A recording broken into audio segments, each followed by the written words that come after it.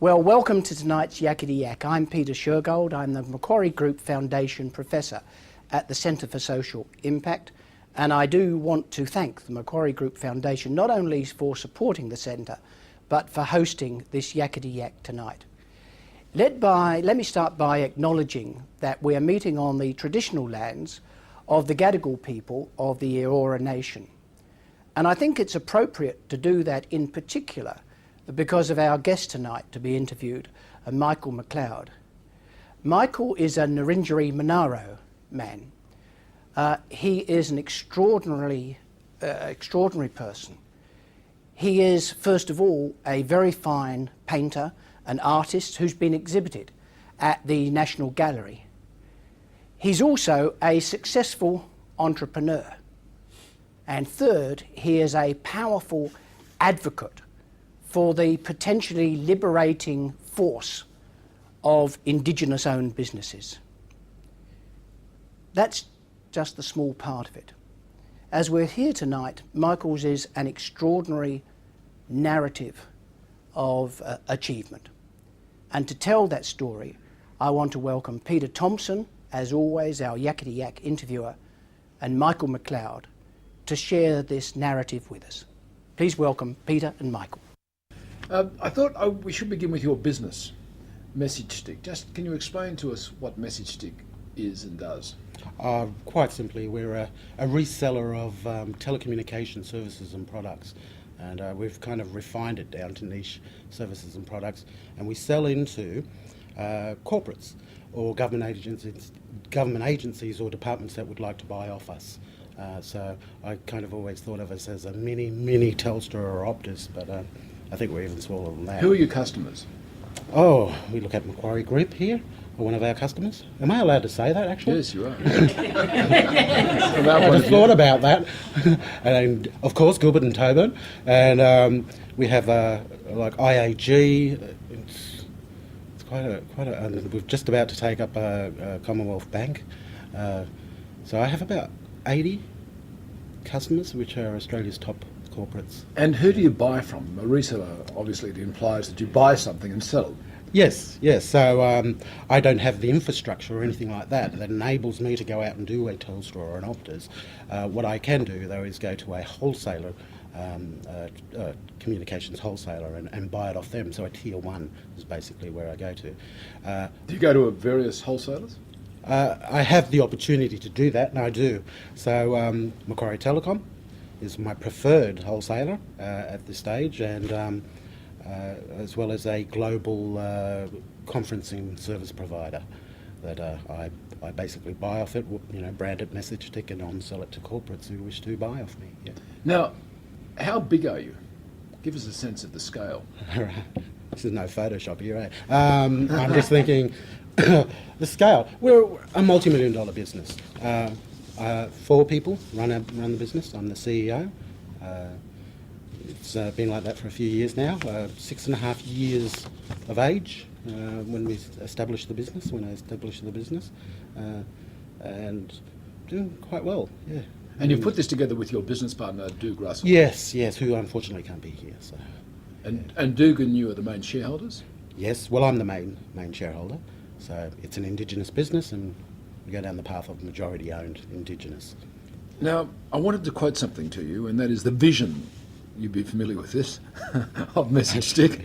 And the 2 points I want to pick up, that the first 3 decades of the 21st century are seen as the period in which economic participation and economic independence for the Australian Indigenous community was substantially achieved. And the second point is that the achievement of economic participation and independence was the result of a planned and coordinated effort on behalf of the Indigenous communities themselves, the Indigenous business community, and our state and federal governments. So they are, in a sense, inspiring aspects of a vision. It speaks very much of your own philosophy. So just what is your philosophy of business then, and how Indigenous business will flourish? I suppose the best way for me to answer that question is 6.5 years ago I looked around and I thought, how does Aboriginal Australia, including myself as an individual, participate in the Australian economy? And I didn't see it in being anything very meaningful. at that time. So if I can just clarify, and these are my personal thoughts, so I don't get shot here. I think you're allowed personal thoughts. Yeah. The issue for me has always been, well, what do I do apart from receive government grants or funding to run programs within Aboriginal communities? What else can I do if I sit on the dole? I mean, is that the only thing there is for me to be on the dole? Philanthropy to me was a bit of an issue. I really like the concept of subsidised employment programs as such and what they do, but I'm wondering if that was, we've been doing it for decades now, and has that really gone and achieved much at this stage? And I'm not saying any of that stops, but for myself as an individual, I thought, well, there's got to be more to it. And I thought, what would happen if I started my own business? And suddenly I was able to grow my business, and it was recognised as an Indigenous business. Does that fit into an area which we now call Indigenous economic development strategies as such? Can we look at it that way? Because I didn't see that happening back then. So in setting up Message Stick, that was really the model that I was basing it on. Dougal Russell and myself, we were looking at that. What happens if we prove, and the talk and the narrative back then had always been, Noel Pearson saying way back then, we've got to get Aboriginal communities off welfare. What mechanism was there in place to, and corporates are, call to arms, corporates come there. Me, it was really simple. It's like, well, what happens if I started my own business? And it really came down to that. And so I thought, well, I've got to really walk the talk. I'm hearing it all around there, and I take my hat off to all the Aboriginal people who are now going down a different path, or who were speaking out loud back then, our leaders then as such. It's interesting, just as an observation, that there are lots of Aboriginal identities in music and arts and sport, and to some extent in politics, but not that many prominent Aboriginal Indigenous businesses. Yeah, I got to ask that question. I've always said that I'm a reluctant role model when it came to Indigenous entrepreneurs. I also see the necessity for it, just so that Aboriginal kids who are coming through schools doing their tertiary education can look at things outside of Aboriginal community as such, and look at how they can go out, develop themselves, know that the business sector will welcome them, so they can take that experience, that wealth of experience, back to community. It's a hard question. In that sense, it's where do you go with all this kind of stuff? And we don't have those role models. We do now. 6.5 years ago, I kind of, actually, I'm not being fair. There were a few Aboriginal people who are around who've done amazing stuff, but struggled. And I thought, well, what happens if we took this route instead? And that led to a lot of other stuff. So we'll come back and talk more about your business, but also talk about some of the social and economic infrastructure that you're trying to put into place for Indigenous businesses generally. We'll talk about that a bit later. But I want to talk to you for a while about your life, and start with your painting. That was pretty boring, yeah.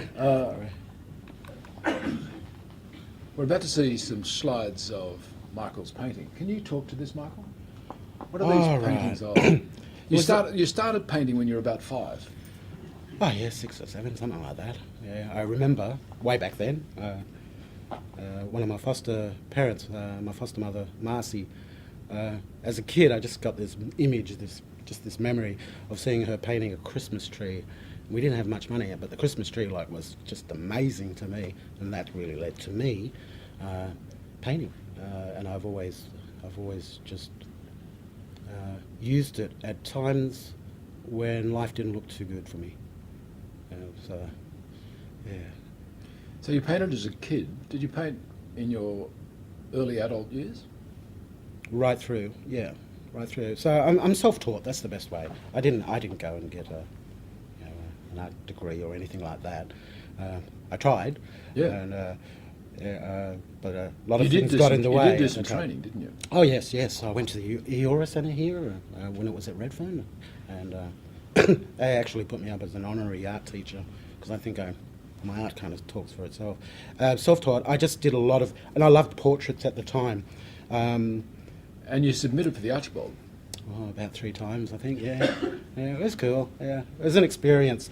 That was actually done at a time when I just got off drugs and alcohol, so it was like, it was a saving grace for me. It enabled me to take my mind off detoxing and withdrawals I was going through at that time and do this kind of artwork. So, yeah. So just explain, we'll look at a few of these. Just, There are more. can you explain them? They're actually my cousins. So I did it because I truly did believe at the time that we're not losing our culture. You don't lose your culture as such. This is actually a scene of them, the Danuch dancers. Should we move on to the next one? Yeah. And these are my first cousins. Bobby passed away recently, unfortunately. But I saw that. And there's our totem, of course. But it combines the modern with the traditional as far as I was concerned.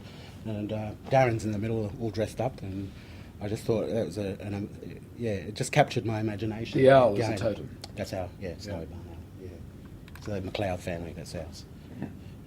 This was a labour of love, that painting. And to understand these paintings, these are huge. They're actually really big paintings. A little bit bigger than that screen, actually.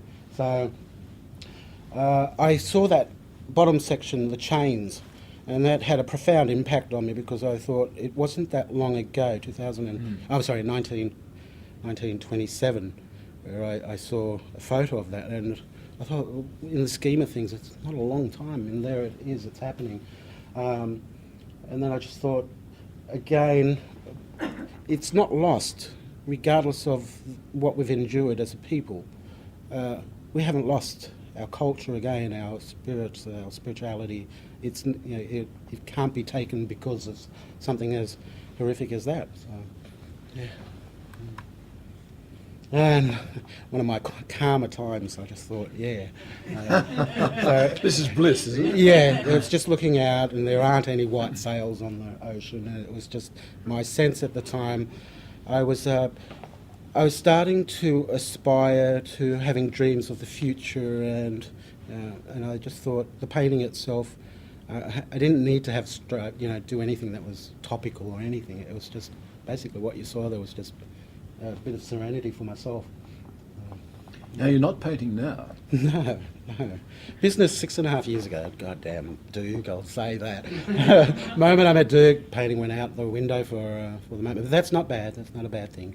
I'll achieve what I need to do in the next year or two or whatever, and I'll go back to my art. Art never goes. For myself personally, it's something I'll always go back to. And you're often asked, aren't you, to paint something, paint portraits? Oh, yeah. God bless them. It's like, yeah. I just don't have the time. My problem with painting is I'm very obsessive in anything I put my mind to. So I was just telling someone earlier, I'll sit down and I've got the image in my head. So for 18 hours a day, 7 days a week, for the next 6 months, I will just obsess on the painting. And it's not a really healthy way to live your life. So I can't do this work because I obsess on my business and do that painting. It'd be the death of me. So I will eventually go back, and hopefully I've learned a lot from what I'm doing now in getting some lifestyle balance, which is really important, so that I can go back to my art. Yeah. Now, you mentioned the Litchfields, who were a foster family. Yeah. God bless them, yeah. The Litchfields lived at Saratoga up near Gosford. Yep, they're still up there. Central Coast, still there. How did you come to be with them? Oh, right. I was... I'm the youngest of 6 siblings, so when I was 18 months of age, my family, my brothers and sisters, we were all taken away as part of the government policy at that time, and we were just farmed out. That is the best way to put it. And I was in a little children's home, and Marcy and Doug came in to foster a little kid. They wanted to adopt someone, and they came across me. Don't know if that's a good thing or a bad thing. And they took me on when I was 3 years of age, and I stayed with them for about 6 or 7 years. Yeah. They couldn't have kids of their own, could they? Yeah, they could have. I suppose they could have. Yeah. So they fostered children as well. Yeah. And how many other children did they foster that you 4. knew of? I was the 4. I was the first, and there were 3 others that came along, so 4 of us altogether. You speak very highly of Doug. Oh yeah. He's in his 80s now. I just think, far out, we're getting old, and it's like, yeah. But I remember him. They're real athletic, not like me. They were very athletic. They did the rock climbing, that scenario. But me as a little kid would be in the rucksack in the back as he climbed these rock faces, and he used to say, "Oh, I'd gurgle and whatever." And I was probably terrified. I don't know. I'll be looking out of the rucksack. I don't remember these things, but he was always there and never judged me through my life on decisions that I made. The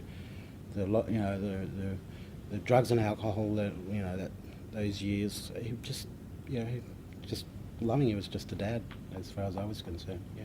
You were taken away from that family too. Yeah. Well, welfare didn't like. I liked to play with matches when I was about 9 or 10 or a little bit younger, and I burnt their best friend's house down. So, because they were the local, bushfire, voluntary bushfire brigade captain and vice captain, Marcy and Doug, and so I just wanted to see them, go pulling up in the trucks and everything. So I thought the house would be their best friend's house up the road. That just kind of caught on fire one day, and the police came down and welfare said that they were a bad influence on me, and said I'd be best in back in as a state ward in a state ward home. So, but I kept in contact with them. And that brought you to Woodford in the Blue Mountains. Years later, yeah. What was your experience there like? It was a boys' home. Yeah. And there weren't that many Indigenous kids there, were there? Maybe one. Out of 70 or something. Yeah. Oh, there were about that. They were huge. I mean, to understand one of these establishments, they weren't called institutions back then, they were called establishments. And to me, and I'm looking through the eyes of a child and teenager back then, it was, they were like mansions, these huge Gothic homes as far as with wooden, oak wooden, polish, which we had to polish. I used to hate that. These huge gravel driveways that just circled the place. I had a swimming pool and everything like that. And you can tell I'm a sport. I'm not. I never played sports. I used to hate that. But I won't dwell on your sporting career then. No, there's no sporting career to look out there. No, I'm just giving you a warning. No, but I mean, there were no huge fences around or anything, and we went to a public school. So but there was just I was in a dormitory with 20 odd other boys, and I grew up that way. That was my childhood. There were approximately 7 foster homes, and there were quite a few of the state ward boys' homes. Now, I know you don't see it quite this way, but in a remarkable achievement, I think, you were the first Indigenous kid in those circumstances, in a foster home or in an institution to finish the HSC. Yeah. I usually don't talk about it very much because I was right into the depths of my drug taking then too. So going to do my HSC school exam, English speeding isn't a good kind of thing to go tell kids nowadays. And I don't really remember much of the exams or anything like that. You passed? Yeah, I don't know how. But the grace of God as such. It was a fluke. I didn't stay on at high school because I wanted to. It was because I grew up with all these kids around me, and I was one of them. And what they did was they sent you to halfway homes after you turned 18. And it was like, actually younger, you were finished year 4, I think it was. And you were carted off to be assimilated back into society as far as I had nowhere to go. I didn't know what, I was terrified suddenly at that, so I went on and did my HSC, not because I was determined or anything, but it was just pure fear of, I had to leave this huge group. Well, we'll go to that next period in a moment, but what about your birth family? You'd had no real contact with them. No, not really. I met my dad once when I was about, I think I would have been about 14 or 15, and I remember he was about my height, I was at that age, and so loving and caring, but I couldn't relate at all. And then the next thing I knew was I was 18, just doing my HSC, and I got a call that he had passed away, and what do they call him? The house manager at Roona Boys Home I was staying recommended that I went to the funeral, and I thought, okay. And I went there, and that's actually where I met my mother for the first time, and my oldest brother, and I thought, all right, okay, that was horrifying, and again, I could see the pain on her face, and I didn't understand what why. I didn't hate her or anything. People think, I got taken away. I didn't hate her. I just thought I had some sense that there was something wrong. But I was also going through my own stuff as well. So to see her there, and then I didn't see her for another until I was about 27, and when they had a family reunion, and I was really in the depths of hitting some major rock bottoms. So I get the impression of you at 18 as being this talented, directionless kid. Yeah, that's not how I saw myself actually. Yeah. How did you see yourself?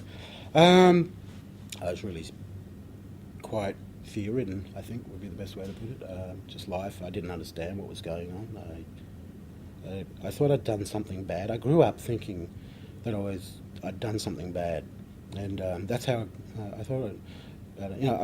When I thought about being Aboriginal, looking in the mirror, I thought, wow, I couldn't understand because I didn't grow up with other Aboriginal kids or families as such. So I didn't come to terms with that for quite a while. I'm 21, 22 or something. I started looking into it. I saw myself as pretty, like you said, directionless. I didn't see myself as talented at all. Because by then I was really starting to hit the booze and the drugs pretty full on. So. Well, alongside the booze and the drugs, you do this succession of jobs. You get a cadetship with the Commonwealth Government. Mm-hmm. You work for the CES. Yeah, they had Indigenous cadetships because no one else would employ me. That was the best. That was they didn't know. I went out to the business sector after. Doing my HSC, and I just got bandied around because there was I think the fear that they didn't want to see me fail, so they'd say, "Oh, go off to that other business over there. If they employ you for 6 months, come back." But everyone I went to said that same, that was the scenario. I was lucky, the fact that I went into the CES at that time, and they said, "Oh, we've got a cadetship here. Would you like it?" I said, "Oh, cool, okay." And it wasn't because anything apart from the fact, well. To understand it was, I'd left the boys' home. We're in a boys' home at the Blue Mountains, and I rejected the halfway house and ended up in a caravan, tiny little caravan with a small black and white TV at Kingswood, outside of Penrith. And that night, I'm trying to think, what the hell have I done? And all the booze just went, and the drugs just kind of. I wake up in the morning and thought, well, that's not going to last long, because I had a bit of cash they gave me, the welfare gave me. And I thought, well, I better go. And that was really from there. And I started really getting quite scared. I thought, well, what am I going to do? And I just happened to be in the right place, right time when I walked into the CES, and they said, oh, look, yeah. And there are other things. You worked for the Department of Defence in procurement? Later, that led to the procurement. I worked for, what was it? The Navy Supply Centre, HMAS Melbourne. And I thought, when we had an aircraft carrier. And everyone thought, and it was in the supplies section, so but all I was a public servant. But everyone thought I took the toilet out to the boats, in a little rowboat, and took the toilet rolls out there or something like that. And so it'd be the type of job I'd get back then. But I think it was a clerical assistant, the lowest you could get, and I never really rose above it because I didn't really care at that time. I just was happy that I had a roof over my head, and I could buy a bit of food, and the rest of the money went on drugs and alcohol. Turning point for you really was cleaning up around drugs and alcohol, obviously.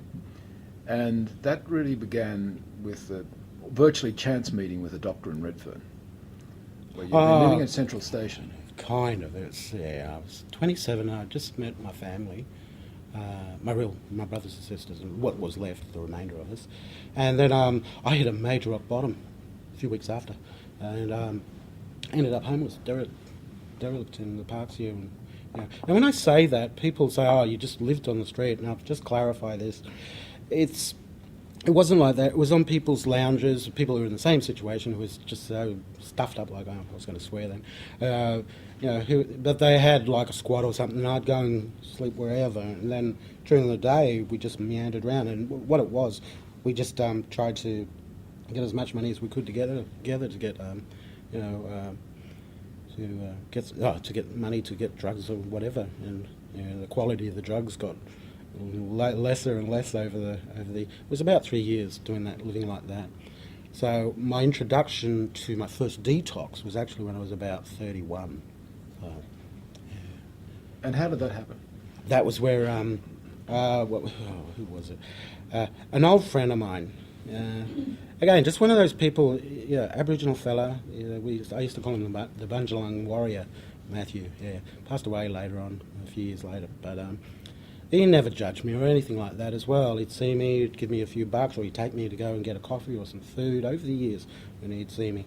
And one time he saw me, look, I'm going off to the Redfern AMS. I thought, and then my first thought was, psych drugs, cool. I'm a bit tired. I was hanging out really bad. I remember that day. And I ended up at the AMS at Redfern, and it did change my life just meeting the doctor there, because he didn't say, all right, I'm going to prescribe you whatever drugs. He said, look, I just want you to fill out this questionnaire, and it was about alcohol. I realised what denial is. It's an amazing thing when you go through it, because it had 100 questions, and I thought, I haven't got time for this, but I went through it all, and whenever it said, how much do you drink? And I put, 3 schooners for the day. Yeah, right. And I looked at it, it was like, did you drink anything else on top of that? Maybe a few glasses of wine. I didn't talk about the cask or two that I drank as well. And but what made me realise that questionnaire was I was really living on a knife edge. I didn't realise what I was truly doing to my body as such, and what the drugs and alcohol were. Yeah, I was very lucky. Very lucky. From that point, from that low point, here you are now. I mean, it's been a remarkable change of life. What was it in you that motivated you to change? What made you change? When I was introduced to the detox and then went on to long-term rehabilitation, in the first year I recognised 3 fundamental things. One was that I wasn't insane, that my alcoholism, my drugs as such, were part of a sickness, and that I had a way out. And I didn't know that. And that was about getting clean and sober. And how do you do that with the programs that exist? And it was in that year that things changed around for me. Now, when I say that, it wasn't suddenly I got clean and sober. There were then a whole lot of years, 600 odd years, of in and out of rehabs and detoxes and stuff like that. Eventually, until I made the decision, I'll abstain completely. But it was in that whole period of time that I thought, wow, there's more to life. And then suddenly I started dreaming there was more to life. It was like extraordinary. Well, and I grew up, when Dallas. You ever watched Dallas and J.R. Ewing? Of course, we've all watched Dallas. Yeah. As a kid, I used to look at that and thought that was unattainable. Still is now, just to let you know. But it was like, I always thought I can never dream for something like that. But suddenly, what it was no longer about that stereotypical image of Dallas. It was like, could I do something that, about myself, and then, maybe not stay on welfare. Maybe I could do something outside of that, and this whole concept really came out of the blue for me, and that was to start my own business. There's a particular character in Dallas, wasn't there? J.R. Ewing, yeah, poor fella, yeah. Well, you better explain J.R. Ewing. Oh, I just assumed everyone knew it, sorry, yeah. So, J.R. Ewing, just filthy rich, a real nasty bastard, and it's like, yeah. And I thought, well, I'll never be like that, but I would really like his wealth. That was it. And I thought, well, and it was really funny. I remember thinking that back then, in my mid-20s. And I thought, but because I'm Aboriginal, I'll never be able to do that. I'll never attain that. That was one of my thoughts back then. So, it was strange. Well, of course, that all changed, though. Yeah. Just to talk about how this dream started to become a reality, you took a job in the Illawarra, yes, down in Wollongong, in health services, the area health service there. And you were having some input into some policy advice being given to governments about Indigenous health. Yeah, I don't know, I made a decision, I'm going to get clean and sober. I've been introduced, and it was like, and suddenly I became a martyr and a saviour to other Aboriginal people. I get clean and sober, and I thought, well, I'll do exactly what they all do, and become a health worker and go out there, drug and alcohol, worker. And I burnt out within 10 months. It was like I was the only Aboriginal health worker from Helensburgh to Ulladulla at that. Back then, they offered me the job, and they gave me a budget of $6,000 and said, "Go for it, Michael." But I had this really unrealistic, fanatical belief I could do something, and it all came off the back of getting clean and sober and the programs that I was introduced to. And this becomes another crucial step, because this is where you get the idea for Koori Online, isn't it? Yeah, well, once I burnt out, I thought, well, I'm no good on the dole. I'm no good working as a health worker or educator or whatever. What am I going to do? And because I didn't want the dole anymore. That was in my head, percolating away. I didn't want to go for government funds. I thought that's you're so accountable. You can't do anything. So the concept of just starting my own business, and it was at a time IT it kind of was kind of rolling out. 90% of it was pornography, I think, at that time. But we could see the sense of what was the future. .com would come later. And so I thought, well, what would happen if I started my own business in IT, and it was Indigenous focused, so a portal. And, this is way back then. And so for another 6 years on top of that, 6.5 years is repeating itself here. I get the impression you work around the clock on this. I do. You become completely it's not a seven-year itch or anything, but it's, for me, at that time, it made sense that I start my own business, and I went around and I realised suddenly I had the gift of the gab as well, so that one really worked for me. So I went around and got things donated, because I wouldn't receive cash or money off anyone. The Aboriginal Community Centre down there, which was an old yellow fibre, Illawarra Aboriginal Community Cultural Centre, old fibro house back then, they gave me the janitor's room. And I was actually homeless, but I was not drinking or drugging at that time. So literally, it was 24 hours a day, 7 days a week for 10 months. I learned as much as I could of the free tutorials in that janitor's room, which became my home. And I just thought that was the start of where I wanted to go. Now, here's the coincidence, because the last time we were in this space, last year, the guest was Linda Burney. Oh, right. Sitting in that chair that you are. And Linda Burney, now the Minister for Aboriginal Affairs, and her husband Rick Farley were crucial to mentoring you, in a sense, and introducing you to your now business partner. Yeah. Well, I started that business, and I always say I was so successful at failing at that one because I had no business management skills whatsoever. Eventually, and I'd known Rick and Linda before. They'd seen me all messed up big time, and they watched me go through it. And again, they didn't question it. They said, "Michael, you're on your path, that's all right." And they just stayed friends with me over that time. So when I got, and I knew they were proud of me. Eventually, but I've been doing this other thing, this gig in Koori World Online. So I went to Rick and I said, "Mate, can you help me out? Because I know you've got an amazing network." And I said, "All I need to do is be introduced, if you would mind, introduce me to what I would now term a corporate warrior. Someone in the corporate sector who would mentor me, skill me up so that I could run my own business." And to understand this, I wasn't as articulate as I am back then. It was all coming out, and he was trying to kind of flesh it out. And then he sat back at that time after I'd said that, and he said, "Michael, that is the hardest thing anyone has asked me, and I don't thank you at all for coming to me with that request." And he said, "But leave it with me." And I walked away, and I thought, he's going to forget it. I mean, it is too hard. And I struggled on. And a year to the day, he called me and said, "I've got someone who wants to meet you tomorrow." And that was Dougal Russell. And that changed my whole life, to be honest, yes. Yeah. So it's yin and yang. Yeah, black and white. Yeah, true, yeah.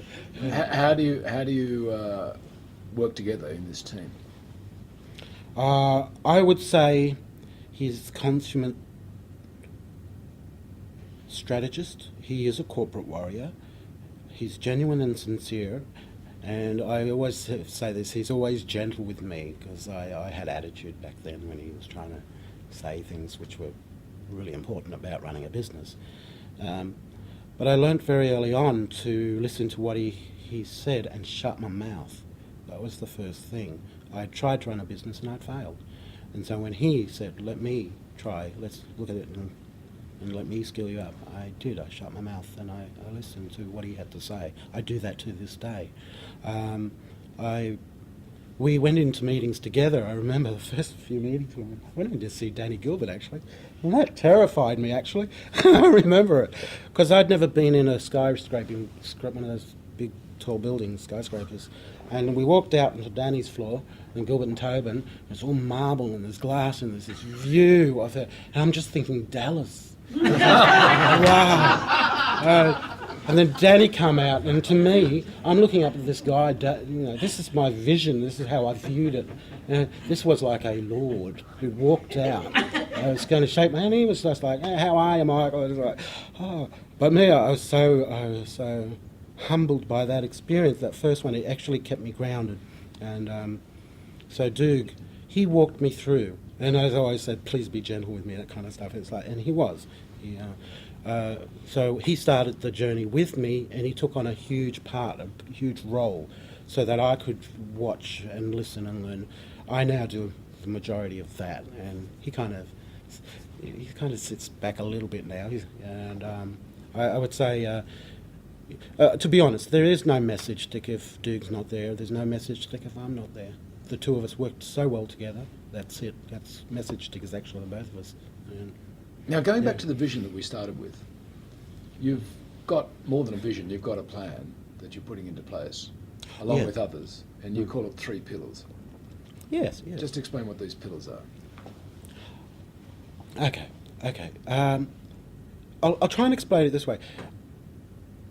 2.5 years into our business, we'd established it 6.5 years, 2.5 years, we got our first few customers, corporate customers, of course.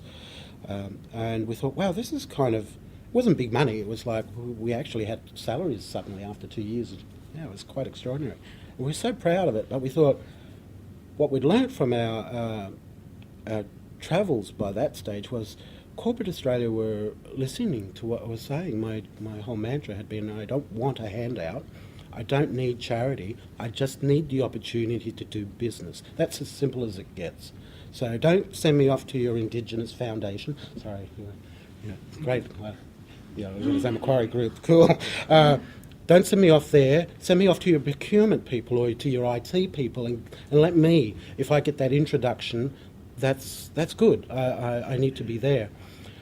So that worked, and suddenly a lot of CEOs, and I'm writing off to them, were wanting to see me to give me an opportunity to do business, not to do philanthropy or charity or that. So we looked at our business model and thought, well, if this is the case, the doors are opening in a different area. So everything else, the government's doing it, great, continue to do that, that's fine. This was just another small path whereby we could look at, and we recognised the term back then, Duke and myself, Indigenous economic development. How do we do that? How do we start developing young, aspiring Indigenous business owners? Okay, well, let's just talk about these very briefly. Yep. AMSI. Yeah, so for me, that's where AMSI was kind of born. AMSI is the Australian Indigenous Minority Supply Council. And it's really quite simple. It's a not-for-profit big body that sits in between corporate Australians, Australia and global as well, who have headquarters here, who are members of this council. It's not-for-profit. And then there are Indigenous businesses that participate by joining the council, and they're given an introduction to the corporates on the other side to do business. And I might say, under changes of legislation, there will be that a was minimum critical. requirement of, for contracts worth over $5 million, as I understand it, there will be a demand on the federal government's agencies to actually have an Indigenous component in the purchase. Yeah, when we were looking at AMPSI as such and setting up, and we had to go to government and say, look, we need this to run, we need money for it to be funded and to run for a 3-year pilot. But government, if you're going to provide this and the incentive behind it, you should also change your procurement guidelines so that you can buy off these Indigenous businesses too, because you should not be asking corporates to do it unless you are prepared to do it yourself. What I didn't know within those conversations which we had was they were prepared to change their procurement guidelines. And that from July 1st, is that right? As of July 1st. So I've got to admit that one, I learned about it when I was in Canberra just a month ago. And when we found out about it, it just blew me away that, a little person can actually do something like that. That's cool. Well, the other thing, the second pillar, everyone's heard of the Business Council of Australia. Now we are forming the Indigenous Business Council of Australia. Yes, that's right. So one of the things is what again we recognised, and by this time AMSI had been put into place. It had its it's got its board of directors here. That council, that not-for-profit council, that AMSI as such, it's not the voice of Indigenous businesses. It should never be. It shouldn't be compromised as such. So, speaking with a whole lot of other Indigenous business owners who we identified then, who are coming, suddenly they're there, and they've been there for a long time, and suddenly they want this opportunity. They were saying, okay, well, we need to establish something similar to the BCA, the Business Council of Australia, and why not have the Indigenous Business Council of Australia? That can be the voice, the one voice of Indigenous businesses throughout Australia. So it's now starting. Neil Wilmot's out there. He's the third pillar is an idea to form an academy for Indigenous entrepreneurs. Yeah, the national, and we loosely term it that, the National Indigenous Entrepreneurs Academy, and we're looking at. Doug always said to me, it's like if my daughter comes to me and said, oh, look, I've got an idea for, say, selling soaps. I want to make my own soaps and sell it. He's got all the resources and everything out there. But if an Aboriginal kid in a community goes to his mum and dad and says, look, I want to start my own business, it's going to be really difficult for them to relate to what that really means. So if we have this and it's supported by the corporate sector, by government, or especially our education institutions, great. That's actually getting a lot of support at the moment. So I look at that in a year's time as being something that will probably come online. And you said you're no good at sport. Oh, terrible. Thank you very much for talking to us. Thank you.